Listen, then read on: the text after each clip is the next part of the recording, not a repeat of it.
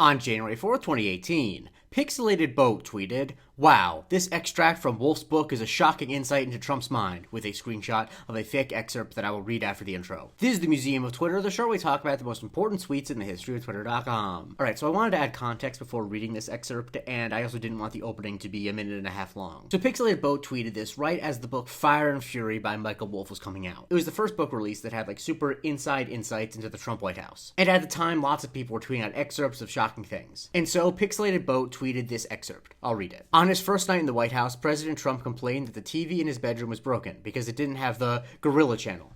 Trump seemed to be under the impression that a TV channel existed that screened nothing but gorilla-based content 24 hours a day. To appease Trump, White House staff compiled a number of gorilla documentaries into a makeshift gorilla channel, broadcasted to Trump's bedroom from a hastily constructed transmission tower on the South Lawn. However, Trump was unhappy with the channel they had created, moaning that it was boring because the gorillas aren't fighting. Staff edited out all the parts of the documentaries where gorillas weren't hitting each other, and at last the president was satisfied. On some days, he'll watch the gorilla channel for 17 hours straight, an insider told me. He kneels in front of the TV with his face about 4 inches from the screen and says encouraging things to the gorillas like, "The way you hit that other gorilla was good." I think he thinks the gorillas can hear him. So that is, in my opinion, very funny. Mostly because it's very funny to imagine President Donald J. Trump thinking that there is a gorilla channel and then being really close to a television, trying to encourage gorillas who are fighting through a television. But one of the main reasons the tweet is important is because so many people thought it was real. People on both sides of the aisle, like both resistance grifter Eric Garland fell for it, and right-wing loudmouth Gavin McInnes, who said, "In case you had any doubts, Michael Wolff was full of shit.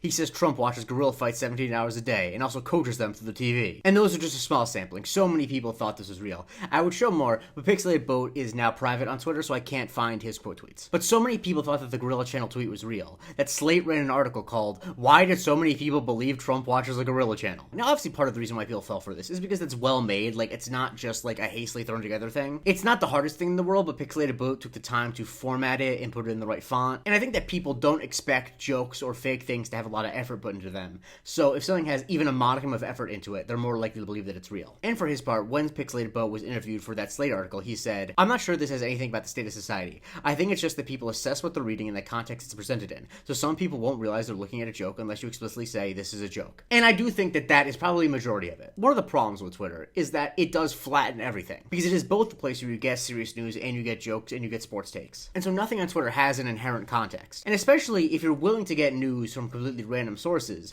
you very easily could fall for a joke or a prank. Yeah, you probably should realize that a guy named Pixelated Boat is not giving you news, but maybe he copied that from another account. And once you buy into the idea of getting news on Twitter from people who are not super verified journalists, then what distinguishes a Pixelated Boat from any other rando who claims to have a headline? But obviously the other big reason why people thought this was true is because it does sound a little bit like Trump. No, don't get me wrong, I didn't think this was true. In fact, I actually remember where I was when I read it. I believe I was at Magic Kingdom at Disney World, and we were waiting on a long line. I think it was the Haunted Mansion, and I read it, and I'm like, that's very funny. Now, I did also know Pixelated Boat as a comedic Twitter user. He was the one who coined the phrase milkshake duck, which I covered in episode 41. But yeah, the thing that made Pixelated Boat do this to begin with is because there already were crazy things coming out from Michael Wolff's book. The thing that apparently was true was that Trump would eat cheeseburgers in bed speaking to Steve Bannon on the phone. And having grown tired of people being confused, Pixelated Boat eventually changed his display name for a little bit to "The Gorilla Channel thing is a joke." But the Gorilla Channel has become a way to talk about certain things with the Trump administration, a thing to joke about in regards to Trump. For one, just a few weeks after the original Gorilla Channel tweet, an interview with Stormy Daniels came out where she said that he was apparently obsessed with watching a special on TV about sharks. She said, "He's obsessed with sharks. He was like,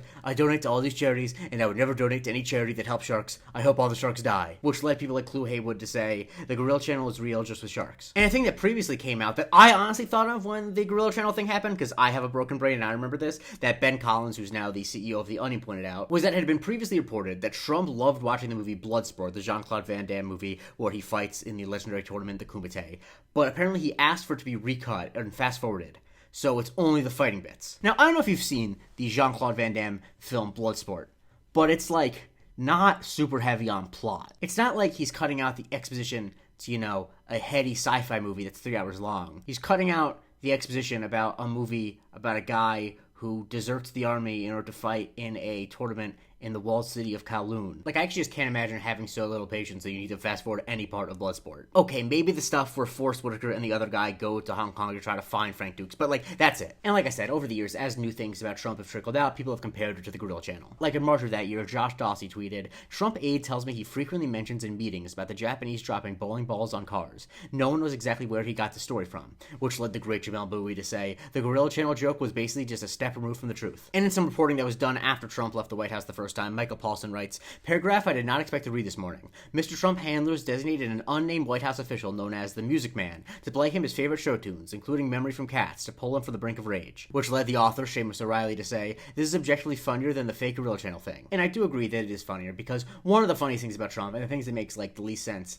with him compared to the people he hangs around with, is how much he loves show tunes. And in this new administration, it's been brought up. Like when NBC News reported that Tulsi Gabbard was considering turning the intelligence briefing into a Fox News style video, Password as Taco said, "Continued progress towards Gorilla Channel reification." When Trump tried to strong arm Jimmy Kimmel out of his job, Flapper said, "Trump is going to turn ABC into the Gorilla Channel." And just a few days ago, when Jane Goodall passed away, Drew Savicki said, "Trump hasn't said anything about Jane Goodall's death because she did not appear on the Gorilla Channel." Because as you'll recall, on the Gorilla Channel, they cut out everything but the fights. And the reason I want to do it now is because it's been referenced with some of the stuff that Trump has been talking about in relation to Portland and other cities, specifically on Blue Sky a lot, which like I feel like makes sense. The Gorilla Channel thing definitely was a big meme among people who converted to Blue Sky. The big thing that spurred it on, as far as I could tell, was when Trump had the call with the governor of Oregon, Tina Kotek, and she was like, "Hey, Portland's not on fire," and he's like, "Well, that's not what I'm seeing on my TV," which led Beijing Palmer, for example, to say, "God, the Gorilla Channel was so predictive." And when people were speculating that maybe Trump is getting AI-generated feeds of crimes going on, because like, who knows? Scotian said, "Living in a future where the pixelated boat Gorilla Channel joke is real, but it's AI-generated conspiracy theories instead of ape fights." I think you'll go crazy trying to imagine what goes on in the inner life of Donald Trump. I really do mean that. I think we need to be vigilant about a lot of things in this day and age, but I honestly think trying to understand what's going on up there